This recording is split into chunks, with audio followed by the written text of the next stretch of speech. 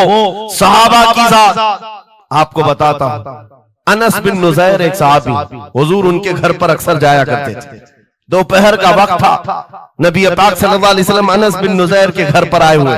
ये वो सहाबी है, जवान सहाबी, और उनकी बीवी थी। और ये बात भी बड़ी मशहूर है कि वो अपनी बीवी से हद दर्जे मोहब्बत करते थे और इश्क करते थे। जाहिर सी बात है, अपनी बीवी से करते थे, बहुत मोहब्बत करते थे।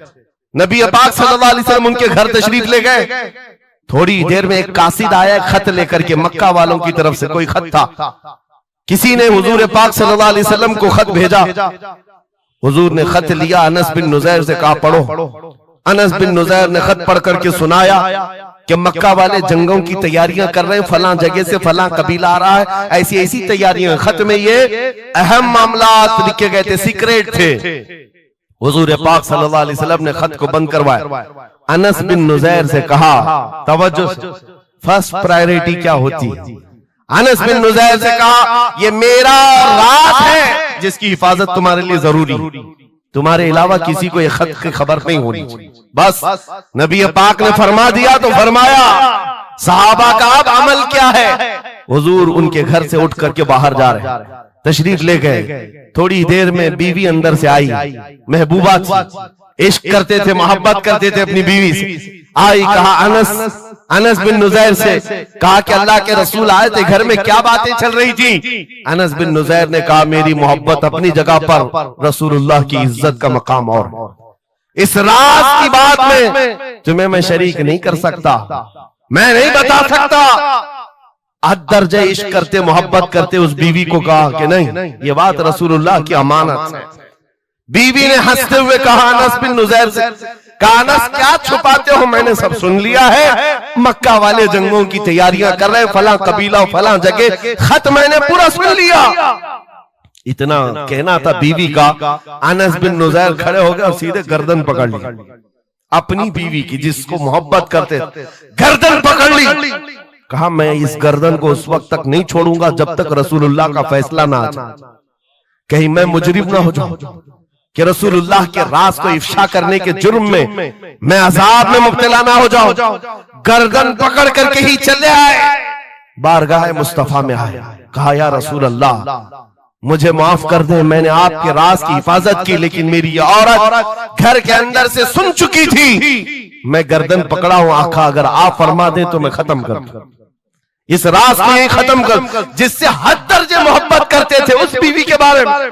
मेरे आका ने फरमाया अनस बिन नुज़ैर से गर्दन छोड़ दो, वो मेरी सहाबिया। जैसे राज तुम्हारे पास महफूज है, वैसी राज उसके पास भी महफूज है। तब उन्होंने गर्दन हटा दी और अपनी बीवी से कहा, जो कुछ भी मैंने किया है इसका बुरा ना मानना, तुझसे जो इश्क मोहब्बत है वो और है, रसूलुल्लाह से जो अजमत और उनकी इज्जत जो मेरे दिल में है वो और है। इन दोनों के दरमियान कोई कंपैरिजन नहीं है, कोई मुआजना नहीं हो सकता।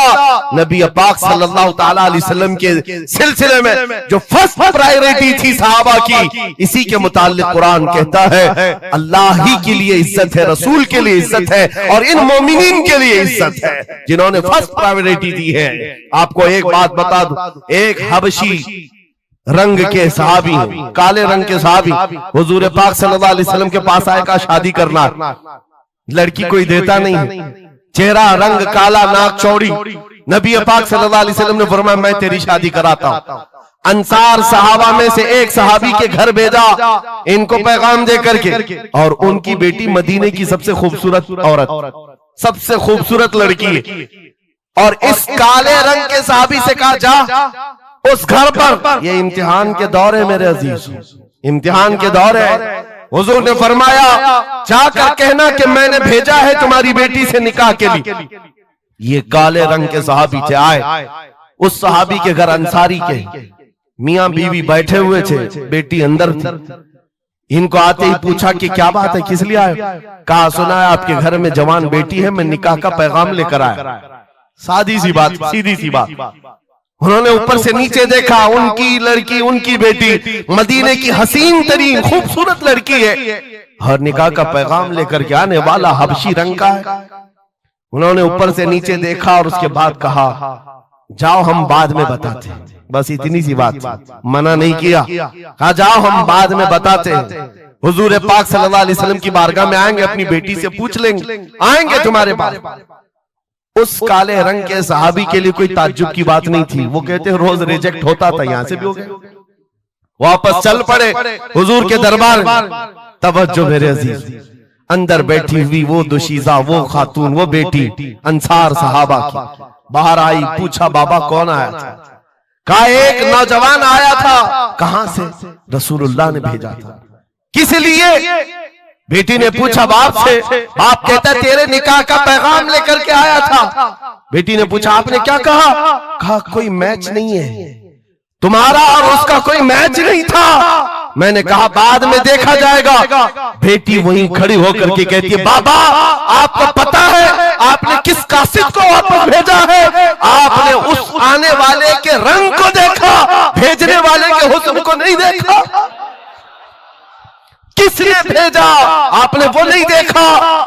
आपको तो इस बात का ख्याल आना चाहिए अल्लाह के रसूल के कह देने के बाद फिर अपनी ख्वाहिशात कोई माने नहीं रखती, कोई मैचिंग नहीं होती है। जब रसूलुल्लाह ने फरमाया है फर्स्ट प्रायोरिटी हुजूर की बात होती है। ये सहाबी अपनी बेटी की बात सुनकर वापस लौट आए और दौड़ते हुए बारगाह मुस्तफा में आते हैं। मेरे आका के पास वो नौजवान सहाबी जो अपनी रिजेक्ट की खबर सुना ही रहे थे, ये दौड़ते हुए अंसारी सहाबी आए। कहा या रसूल अल्लाह गलती की माफी, मैंने ताखीर की, इस खता की माफी के लिए आया हूं। मैंने इन्हें मना नहीं किया था, थोड़ी देर का वक्त मांगा था। ऐ अल्लाह के नबी मैं हाजिर हूं, मेरी बेटी भी दिलो जान से हाजिर है, आपके फरमान पर लब्बैक है या रसूल अल्लाह।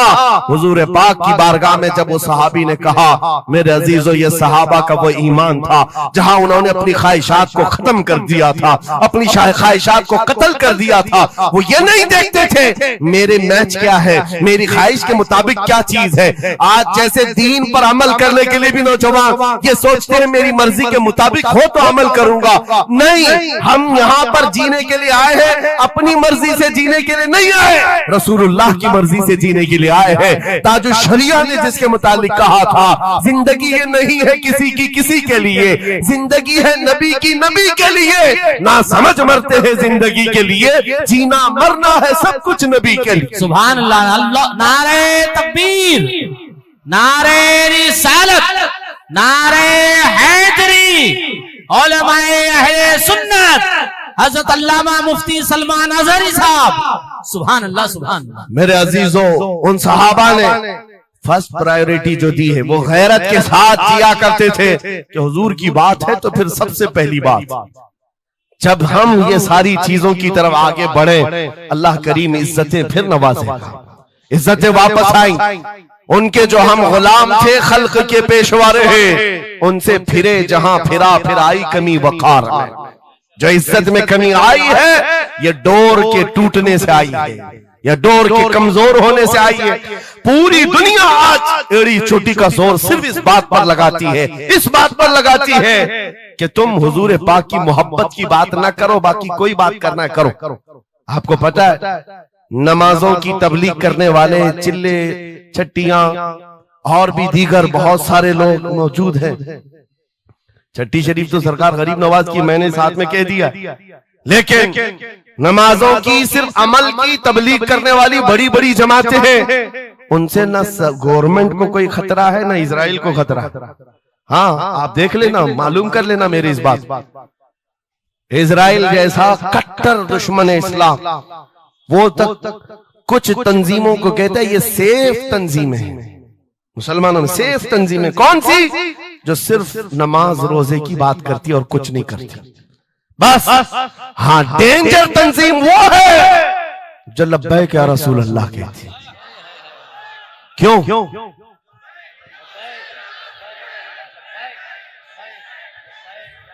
ये नारे से किस बात का डर है, किस बात का? दुनिया आज ये कह रही हुजूर पाक सल्लल्लाहु अलैहि वसल्लम की तरफ दोबारा पलट आने वाला उनको पता है। मेरे अजीजों नमाज नमाज, रोजा रोजा, हज हज, ज़कात ज़कात, ये अमाल ठीक है, हम इसके मुनकिर नहीं है, हम भी अमल करेंगे। लेकिन जो कौम हुजूर की मोहब्बत की बात करती है दुनिया को इस बात का खौफ है कि इन जमातों को अगर ये मोहब्बत वापस मिल गई तो फिर ये आम जवान नहीं रह जाता, फिर इनमें कोई खालिद बिन वलीद खड़ा हो जाता, फिर इनके दरमियान सलाहुद्दीन अय्यूबी आ जाता है। हाँ, जो अच्छे खासे लोगों की नींद को हराम कर रखता है। दुनिया को पता है सलाहुद्दीन का नाम आज यूरोप में सलाहुद्दीन डे मनाया जा रहा है। सलाहुद्दीन डे मनाया जा रहा है क्यों मेरे अजीजों? सिर्फ एक जर्नल नहीं था, एक जंगजू नहीं था, एक सिपाही सालार नहीं था, बहुत बड़ा आशिक रसूल था। बेशक बेशक, बहुत बड़ा आशिक रसूल, ऐसा कि एक मर्तबा बुर्निस नाम का एक ईसाई सिपाही सालार था। उसने मुसलमानों के काफिले को गिरफ्तार किया और उनको मारा पीटा, उनका माल लूटा। और जब जब मारता था तो क्या कहता था बुर्निस, सुनो, बहुत सारे ऐसे जो गीदड़ जत्थे में आकर हमला करते, वो बुर्निस उसी किस्म का आदमी था। मॉब लिंचिंग किया मुसलमानों की मुल्क शाम में, और मारते मारते एक जुमला कहता था, कहां है मोहम्मद, बुलाओ बचाने के लिए। हुजूर पाक की तरफ ताना देते हुए बार बार मारता था। यह खबर सलाहुद्दीन को पहुंच गई। सलाहुद्दीन के पास आकर लोगों ने बताया कि मुसलमानों के काफिले को लूटा गया, मारा गया। लूट मार तो हर जगह चलती थी, लेकिन मारने वाला बार बार कह रहा था, बुला मोहम्मद को। नाउजुबिल्लाह, ये वो जमाना था जब सलाहुद्दीन अय्यूबी की ऐसी बीमारी चल रही थी जिसमें लोगों ने कहा था कि अनकरीब इनकी वफात होने वाली, मौत के करीब वाली बीमारी थी, बिस्तर से उठ नहीं रहे थे। उस वक्त जब ये खबर दी गई, सलाहुद्दीन ने कपकपाते हाथों से दुआ किया था, मौला बस थोड़ी इतनी जिंदगी दे दे कि मैं बुर्निस को बता दूं, इतनी जिंदगी और दे दे। और उसके बाद 2.5 साल का अरसा गुजरा, बिस्तर से उठे, सही भी हुए, वाक़ा हुआ, फौजें इधर से उधर फैलाई, और फिर आपको पता है तारीख में मौजूद है, वो वक्त आ ही गया, बुर्निस गिरफ्तार हुआ, सलाहुद्दीन अय्यूबी की फौज के नरगे में आ ही गया। क्योंकि तारीख बताती है बकरे की अम्मा कब तक खैर मनाएगी, एक दिन तो बकरीद आती ही है। सलाहुद्दीन के बाद जब वो कैदी गिरफ्तार होकर आया, सलाहुद्दीन की एक बात बहुत मशहूर थी, वो बड़े बड़े कैदियों को आजाद करने में मशहूर थे, बड़े बड़े जर्नलों को, सिपाहियों को आजाद करते थे। 1 लाख से ज्यादा सिपाहियों को आजाद किया जो जंग में कैदी होकर आए थे, बहुत सारे लोगों को आजाद किया। बुर्निस को जब गिरफ्तार करके लाया गया और फिर सलाहुद्दीन अय्यूबी के पास पेश किया गया, पूछा सलाहुद्दीन ने, क्या गुमान है तेरा मेरे मुताल्लिक? उसने कहा, अब तक जो सुनता आया वही है कि आप रहमदिल हैं, खैरख्वाह हैं और बहुत जल्दी आजाद करते हैं। सलाहुद्दीन ने कहा, अब तुझे अगर आजाद किया तो अल्लाह का अजाब आ जाएगा, अल्लाह का अजाब आएगा। और उसके बाद तलवार उठाई, उसकी गर्दन पर रखा। 2.5 साल पहले तूने कमजोर मुसलमानों को ये कहा था, बुलाओ मोहम्मद को, कहां है ये देख, मोहम्मद रसूलुल्लाह ने मुझे भेजा है और तेरी गर्दन देने के लिए भेजा है, तू रसूलुल्लाह को पुकारता है। अभी गुलाम जब तक जिंदा है वो काफी है। और उसके बाद तारीख में ये बात लिखी हुई है मेरे अजीजों, सलाहुद्दीन अय्यूबी बीमारी के आलम में 2.5 साल का जो अरसा गुजारा है, इस बात के इंतजार में कि जब तक हुजूर पाक की तरफ से जवाब नहीं दूंगा, उस वक्त तक सलाहुद्दीन कभी बिस्तर पर एक रात भी नहीं सोए, खुली जमीन पर सोते थे और कभी पैर फैलाकर नहीं सोया, कभी पैर फैलाकर नहीं सोया। जब नबी पाक की शान में कोई कुत्ता भौंक रहा हो, सलाहुद्दीन को यह ज़ेब नहीं देता कि वो बिस्तर पर पैर फैलाकर सो सके। ये इश्क था, ये इश्क था जिसकी बुनियाद पर वो 12,000 का लश्कर लेकर एक बार उतरा था और 4 लाख की फौज को खदेड़ कर रख दिया था। ये ताकत और कुव्वत मेरे अजीजों हुजूर की मोहब्बत से आती है। हुजूर पाक की आजमत दिलों में बिठाओ, अल्लाह तुम्हारा रौब खुद कायम फरमाए, तुम्हारा रौब अल्लाह कायम फरमाएगा। लोगों को ये लगता है कि तंजीमें बनाना चाहिए, लोगों को ये लगता है कि फौज बनानी चाहिए। मैं कभी इस बात की बात नहीं किया, इसीलिए डरते नहीं, हम कोई सीक्रेट मीटिंग भी नहीं करते कभी। आज लोग हमारी जासूसी में इतने पेश हैं, बहुत इधर की खबर उठाओ, उधर की खबर ले जाओ, हर चीज कर लो मियां। हम छुप करके कोई बात करें तो तुम्हारे पास लगे हम जो बात करते हैं खुले मैदान में करते हैं। उसकी वजह यह है, उसकी वजह यह है कि हम वो जामे इश्क़े मोहम्मद अपने जवानों को पहनाना चाहते हैं, जिसे पहनने के बाद गली कूचों से भी गुजरे तो कई कीड़ों की यूं ही मौत होता है। कोई लड़ने भिड़ने की बात मैं नहीं कर रहा, जामा इश्क रसूल पहन करके निकलो। इसलिए कि आप देखो आज के मजमे में, अभी मैं एक नारा लगाऊंगा, जवाब आप खुद ही देंगे, इश्क मोहब्बत, इश्क मोहब्बत। क्यों आला हजरत, ये तो दो वर्ड है, इश्क मोहब्बत, इश्क मोहब्बत। आप जवाब में आला हजरत इसलिए कर रहे हैं कि पूरी दुनिया इस बात को गुट्ठी में पी चुकी है। इश्क का नाम आए, मोहब्बत का नाम आए, बरेली का इमाम का नाम ही आता है। इसीलिए मैं कहता हूँ 100 साल पहले हुजूर की मोहब्बत करने वाला एक वफादार गुलाम बरेली की जमीन पर सो चुका है, लेकिन हर जलसे की रौनक बना हुआ है, हर जलसे की जीनत बना हुआ है। और इसी बात के लिए मैं कह रहा हूं, ये इश्क मोहम्मद का जामा जो पहनता है वो मरता कभी नहीं है। अल्लाह उसके नाम को हमेशा जिंदा रखता है, सलामत रखता है। और जो गुस्ताखी कर रहे हैं, इन कीड़ों का तो चंद दिनों के बाद पता भी नहीं होगा, खबर भी नहीं होगी। आप तो आज जान रहे हैं, तुम्हारे बच्चों को नाम भी मालूम नहीं होगा, कौन पाखंडी था, कौन भोगता था, पता ही नहीं मालूम। एक बहुत लंबी लिस्ट है गुस्ताखों की, 1400 साल से, सब पता है, याद रखा है आपने? किसी का नाम याद है? कितने गुस्ताख आए, कितने भोंकते रहे? नहीं, आए और चले गए, मौसम के साथ आते, मौसम के साथ जाते। लेकिन 800 साल पहले जो आशिक रसूल पुकार रहा था, शरफुद्दीन बूसीरी, उनका कसीदा बुर्दा हर एक को याद। बेशक बेशक सुना है कि नहीं सुना है? मौला या सल्ली व सल्लिम दाइमन अबदा अला हबीबिका खैरिल खल्क़ि कुल्लिहिम। जुबान तुम्हें आती नहीं अरबी, लेकिन फिर भी ये जुमले आते हैं। क्यों? हुजूर के इश्क में बोले हुए जुमले।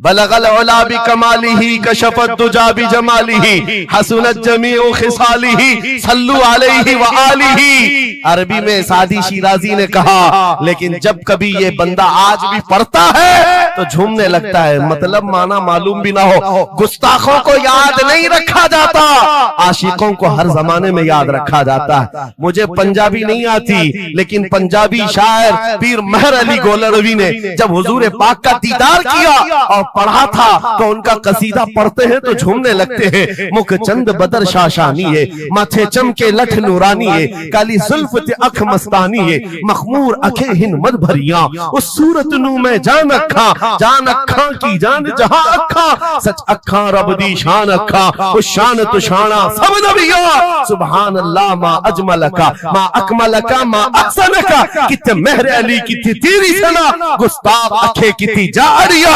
और इसी की तर्जुमानी बरेली के इमाम ने किया था कि वो कमाल हुस्न हुजूर है कि गुमान नक्श जहां नहीं, यही फूल खार से दूर है, यही शम्मा है कि धुआं नहीं। सुभान नारे तकबीर, नारे रिसालत, नारे हैदरी।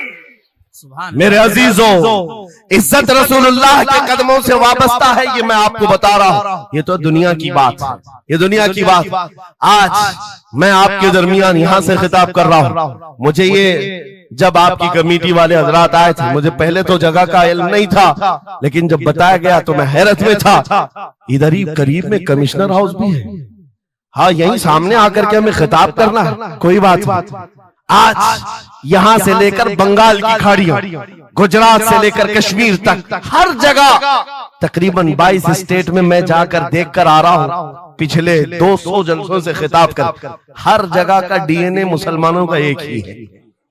हुजूर का नाम लो, हुजूर का नाम लो, तो फिर ये इनके अंदर जो हलचल है, ये मोहब्बत है, ये बेदार होती है। अज़ीज़ान गिरामी वक़ात, ये डीएनए पूरी जगह का एक ही है, हुजूर की बात। इसीलिए मैं कहता हूं, मुझे दुनिया आज पहचानती है तो इसलिए नहीं कि किसी सियासी पार्टी का नेता है, इसलिए पहचानती है कि हुजूर की इज्जत पर बात आए तो ये जवाब देता है। जब तक दिखे न थे तो कोई पूछता न था, या रसूल अल्लाह तुमने खरीद कर हमें अनमोल कर दिया। सुभान अल्लाह, सुभान अल्लाह। लब्बैक लब्बैक या रसूल अल्लाह, लब्बैक लब्बैक लब्बैक या रसूल अल्लाह, लब्बैक लब्बैक लब्बैक या रसूल अल्लाह। इसी के साथ कुछ तुम्हारी इस्तिकामत के लिए मैं बातें बता दूं। इस्तिकामत के लिए देखो, मुसीबतें आएंगी। हुजूर की मोहब्बत की बात करना इतना आसान नहीं है कि तुम्हें रोज हलवा पराठा ही मिलते रहे। और खा करके आराम करते रहो। फिर तुम्हें बिलाल हबशी को भी याद रखना होगा, खब्बाब इब्न अल-अरत को भी याद रखना होगा, ज़ैद बिन दसना, खुबैब इब्न अदी को याद रखना होगा। ये वो सहाबा हैं जिन्होंने हुजूर की मोहब्बत में सिर्फ जख्म नहीं खाए हैं, आग भी बर्दाश्त की है और इनकी पूरी चमड़ियां गला दी गई थी, उसके बावजूद वो जमे रहे, इस्तेकामत के उस मैदान पर डटे रहे। आपको पता है जब बिलाल हबशी मदीने में थे, हजरत उमर फारूक रज़ियल्लाहु ताला अन्हु उनको बुलाते थे तो क्या कहकर, या सैयदुना बिलाल, ऐ हमारे आका बिलाल आइए, जो अमीरुल मोमिनीन है वक्त के। और वो बिलाल हबशी को आका कहकर पुकारते। हजरत बिलाल कहते, सरकार मैं गुलाम आदमी, अमीरुल मोमिनीन मैं गुलाम आदमी, हबशी आदमी, आप जब आका कहते हैं तो मुझे शर्म आती है, आप क्यों कहते हैं? सैयदना उमर फारूक कहते, आप करीब आइए, अपना जुब्बा उठाइए। जब वो जुब्बा उठाते उनकी पीठ पर उमर फारूक बोसे लेते और कहते, जो जख्म तुमने रसूलुल्लाह की मोहब्बत में खाए हैं वो दुनिया ने नहीं खाए हैं, वो हमने नहीं देखे हैं। इसीलिए मेरे अजीजों, हुजूर पाक की मोहब्बत के बाद फिर इस्तिकामत का इम्तिहान भी होगा। आज जो जगह जगह हालात पैदा हो रहे हैं, इम्तिहान की घड़ी आ गई है। अगर तैयार हो तो फिर मैं आगे बात करूं। हुजूर की मोहब्बत पर इम्तिहान देने के लिए हर जवान अगर तैयार है तो फिर आगे बात की जाएगी। बार बार तुम्हें कोई कचोके देता रहे, वसवसे डालता रहे, सोशल मीडिया पर तुम्हारे जज्बात को उभारते हुए तुम्हारे लिए गंदी बातें करे कि ये कट रहे हैं, मुल्ले काटे जा रहे हैं, मारे जा रहे हैं, गज्जा में इनके साथ ऐसा विनाश किया जा रहा है, 20,000 लोगों को मार मार कर बारूद से राख बना दिया गया है। ये सारी बातें तुम्हारे पास लाते हैं तो कुछ जवान ये समझते हैं हम नरोस हो गए हैं, हम मायूस हो गए हैं, इनका जवाब क्या दे। सही बात तो है, शाम में भी काटे जाते हैं, इराक में भी मारे जाते हैं, अफगान में भी, बर्मा में भी, यमन में भी, हर जगह हमारी मौत है, हमारी मौत है। और इसको जालिम ये बता बता करके ये कहते हैं कि देखो अगर तुम सच्चे हो, तुम्हारा दीन सच्चा, तुम्हारा खुदा सच्चा, तो इतने मारे क्यों जाते हो? तुम ना उम्मीद और मायूस ना होना है नौजवानों, बात इतनी करना, इतनी बात करना। ऐ नादान, तुझे पता नहीं हमारा मसला क्या है, तुझे पता नहीं हमारा मसला क्या है। मैं तो कहता हूं उस खच्चर से ज्यादा गैरतमंद कौन हो सकता है जो मदीने तैयबा का है। गधा जिसको आप कह सकते हो या घोड़ा जिसको कह सकते हो, इन दोनों के बीच में एक नस्ल होती है खच्चर की।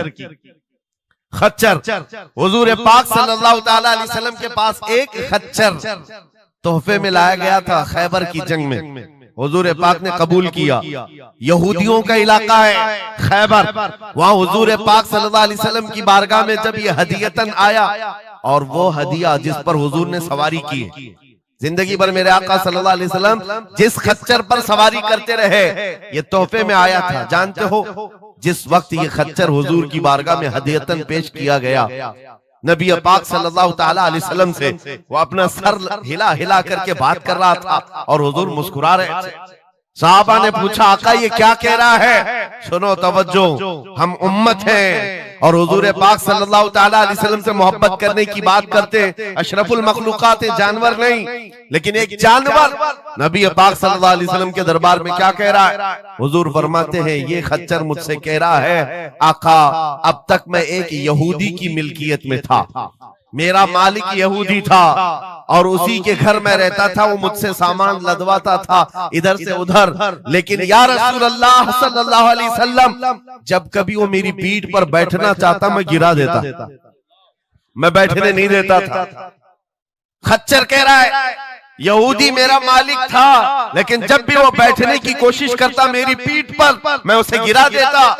हुजूर फरमाते हैं, उससे पूछा ऐसा तू क्यों करता था, ऐसा तू क्यों करता था? सुनो मेरे अजीजों, खच्चर कहता, आका मैं उन खच्चरों की नस्ल में हूं कि मेरे बाप दादाओं की पीठ पर अल्लाह के नबी सवारी किया करते थे, बनी इसराइल के अंबिया सवारी करते थे और उनकी नस्ल का मैं आखिरी खच्चर हूं और सिलसिले अंबिया में आप आखिरी नबी हैं। मुझे मेरी माँ ने ये कहा था कि अपनी पीठ संभाल कर रखना, इस पर ताजदार अंबिया सवारी करे। सुभान अल्लाह, सुभान अल्लाह। खच्चरों को इतना इल्म है, इन कादियानी गधों को इल्म नहीं।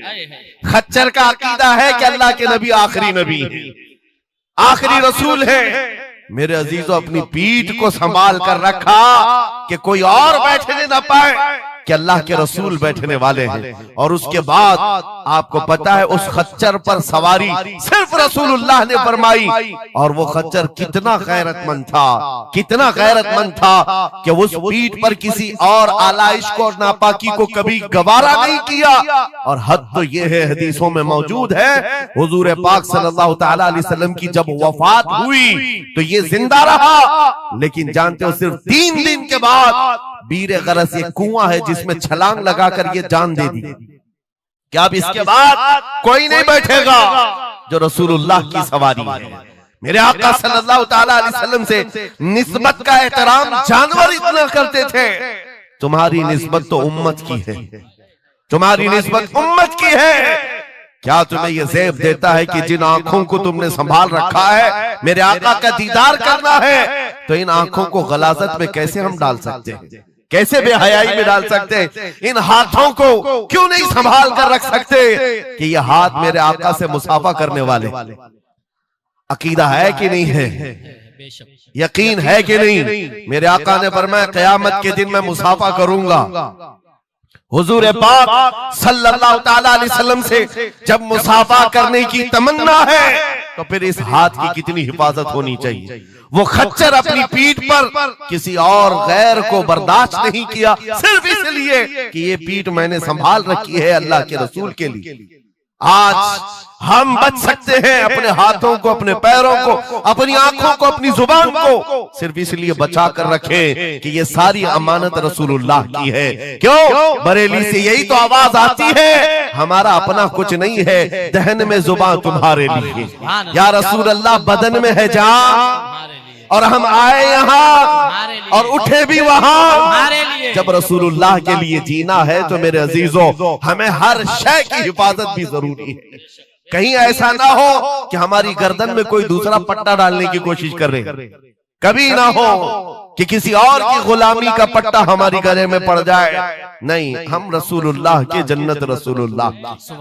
दुनिया अगर हमें पहचाने तो बेदम वारसी का वो शेर याद रखो।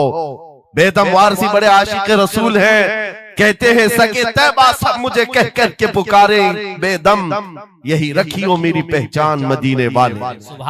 दुआ ये करते थे कि ऐ अल्लाह, ऐ रसूल पाक मेरी पहचान इतनी बना दे कि दुनिया मुझे तैबा का कुत्ता कहे, इसके अलावा मेरी कोई पहचान ना हो। मुझे दुनिया अगर पहचाने तो हुजूर के नाम से पहचाने।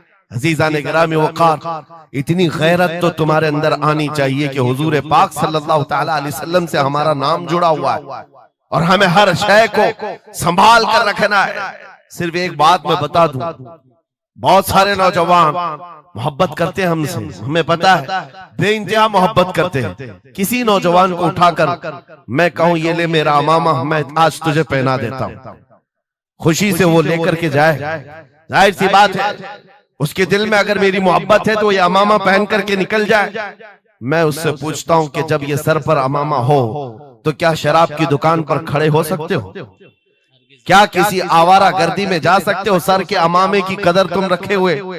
बार बार दिल में ये ख्याल आएगा कि नहीं, मैं इस लिबास के साथ, इस अमामे के साथ यहाँ खड़ा रहूंगा तो दुनिया क्या सोचेगी?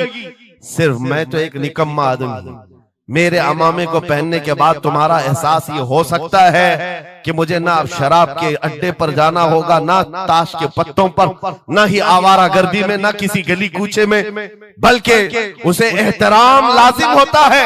मेरे अजीजों, मेरे अमामे की क्या बात, तुम्हारी गर्दन पर तो रसूलुल्लाह की निस्बत का पट्टा, जिस जगह पर हो सिर्फ इतना ख्याल आ जाए कि मैं नबी पाक सल्लल्लाहु अलैहि वसल्लम का गुलाम हूं, कल को मेरे बदअमल किरदार से, मेरे किसी बुरे अखलाक से दुनिया हुजूर की तरफ उंगली ना उठाए, नबी पाक सल्लल्लाहु तआला अलैहि वसल्लम की तरफ उंगली ना उठाए।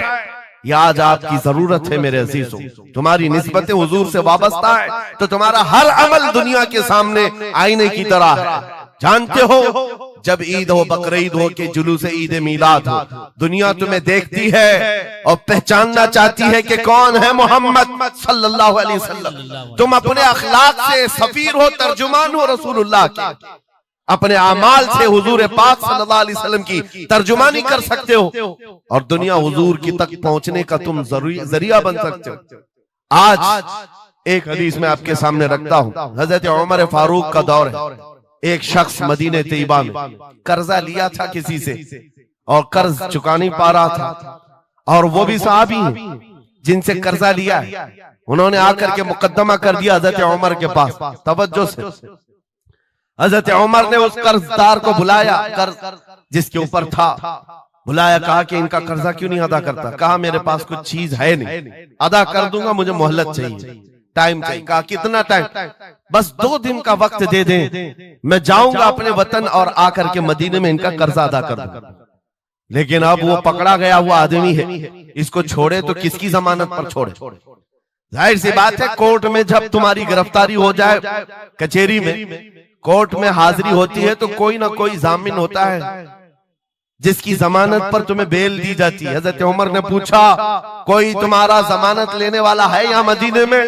कहा या रसूल अल्लाह, हजरत उमर से, या अमीर अल मोमिनीन, यहाँ पर कोई मेरा ऐसा है नहीं जो जमानत ले सकता है, क्योंकि मैं नया हूं, जमानत कोई लेने वाला है नहीं। कहा फिर कैसे जाएगा, बेल कैसे दी जाएगी? भरे मजमे में से एक सहाबी हजरत अबू दरदा खड़े होते हैं, कहते हैं अमीरुल मोमिनीन, मैं इसकी जमानत लेता हूं, मैं इसकी जमानत लेता हूं। हजरत उमर फारूक ने कहा, अगर ये बंदा 2 दिन के बाद नहीं लौटा तो तुम्हें जेल में रखा जाएगा। जामिन के साथ यही होता है ना। तो उन्होंने कहा मुझे तस्लीम है। हजरत उमर के पास उन्होंने कबूल कर लिया और वो बंदा चला गया। 3 लोग हैं यहाँ पर, एक कर्ज दिया हुआ आदमी, एक कर्ज लिया हुआ और एक जमानत दिया हुआ। ये तीनों लोग अदालत से रिलेटेड हैं। अभी 2 दिन गुजर गए, हजरत उमर इंतजार कर रहे थे। शाम करीब आ गई, अदालत लगी हुई थी। आपने पूछा कि फलां जो कर्जदार था आया? लोगों ने कहा अभी नहीं आया। कहा बुलाओ अबू दरदा को जिन्होंने जमानत दी थी। बुलाया गया, कहा तुम्हारी गिरफ्तारी हो सकती है, तुमने जिसकी जमानत ली थी वो नहीं आया। हजरत अबू दरदा कहते मेरा यकीन है वो आएगा, मेरा यकीन है वो आएगा। मगरिब होने से पहले पहले वो बंदा देहात का रहने वाला दौड़ता हुआ आ गया, कर्जा वापस लेकर के आया। हजरत उमर के पास जब उसने रखा कि ये मेरे कर्ज की वापस मैं अमानत लेकर के आया हूं, बुलाएं उस सहाबी को जिनका कर्जा मैंने लिया था। वो सहाबी आए, कहा कि 2 दिन का ये वक्त लिया था और वापस लाकर तुम्हारा कर्जा दे दिया है। उस सहाबी ने कहा अमीरुल मोमिनीन, मैं माफ करता हूं, मुझे नहीं चाहिए कर्ज, वापस नहीं चाहिए। अजीब मामला। कहा मैं माफ करता हूं। अब सुनो, हर एक से हजरत उमर ने पूछा, उस देहाती शख्स से पूछा। तीनों की जो बात है वो सबसे ज्यादा इंपॉर्टेंट है आज हमारे लिए। उस कर्जदार से पूछा, तू भाग गया था, अपने घर गया था और यहाँ मदीने में कोई तुझे पहचानता नहीं था, गया था तो वापस वहीं से वहीं चला जाता कहीं तो तुझे ढूंढना मुश्किल होता। क्या बात है कि तू वापस लौट करके आया इस कर्जे को अदा करने के लिए? वो गरीब इंसान कहता है अमीरुल मोमिनीन, चाहता तो मेरे पास रास्ते थे, उधर से उधर भाग जाता। मुसलमानों सुनो, जो लोग धोखाधड़ी करते हैं और लोगों के पैसे गबन करके खा करके बैठे रहते हैं, वो एक सहाबी है, गरीब है, कहते अमीरुल मोमिनीन मैं चाहता तो उधर से भागकर चला जाता, लेकिन दिल में ये ख्याल आया कि अगर मैं चला गया तो बाद में दुनिया ये ना कहे कि मोहम्मद अरबी के गुलाम गद्दार होते हैं, कहीं दुनिया ये ना कहे कि मोहम्मद अरबी के गुलाम धोखेबाज होते हैं। मेरे अमल से मेरे नबी की बारगाह में कोई उंगली ना उठाए, इसलिए मैं वापस आ गया। दूसरे वो सहाबी को हजरत उमर ने पूछा जिन्होंने जमानत दी थी, अबू दरदा तुम तो इसको पहचानते भी नहीं थे, तुमने जमानत क्यों दे दी? क्या यकीन था तुम्हारा कि ये आएगा? हजरत अबू दरदा कहते हैं डर तो सबको था, अजनबी को कौन जमानत देता है, लेकिन या अमीर अल मोमिनीन बात इतनी थी पूरे मजमे में सन्नाटा था, एक अजनबी के लिए जमानत देने वाला कोई नहीं था। मैं सिर्फ इसलिए खड़ा हो गया कि कल को दुनिया ये न कहे मोहम्मद अरबी के गुलामों में मदद करने का जज्बा खत्म हो गया, कोई हुजूर के बारे में ये न कह दे कि इनके गुलामों में रवादारी खत्म हो गई है, लोगों की मदद करने का जज्बा खत्म हो गया। हजरत उमर ने उस सहाबी से पूछा जिन्होंने कर्जा छोड़ दिया, माफ कर दिया, कहा तुम्हारी वजह से तो मुकदमा हुआ था, जब वो कर्ज लेकर वापस आया है तुमने माफ क्यों कर दिया? उस सहाबी ने भी कहा या अमीर अल मोमिनीन, चाहता तो मैं ये रकम लेकर चला जाता, लेकिन मैंने भी दिल में ये सोचा कि कल को दुनिया ये न कहे मोहम्मद अरबी के गुलामों में माफ करने का जज्बा भी खत्म हो गया। तीनों का अमल हुजूर से रिलेटेड है, तीनों का अमल नबी पाक सल्लल्लाहु ताला अलैहि वसल्लम से ताल्लुक रखता है। ऐ सुन्नियों, क्या आज हमारे हर अमल के साथ हमें ये नहीं सोचना चाहिए दुकान में बैठकर हो सकता है तुम 1 रुपया ज्यादा किसी को डाल दो, 1 रुपये से तुम्हारा कुछ होता नहीं, लेकिन सामने आए हुए आदमी का ईमान बिगड़ न जाए, कहीं तुम्हारा चेहरा, तुम्हारी दाढ़ी, तुम्हारी टोपी, तुम्हारे नाम से वो दिल में ये नफरत ना पाल ले कि मोहम्मद अरबी के गुलाम झूठे होते हैं, नाउज़ बिल्लाह। तुम्हारे अमल से नबी पाक सल्लल्लाहु ताला अलैहि वसल्लम की तरफ उंगलियां उठाई जा सकती। इसलिए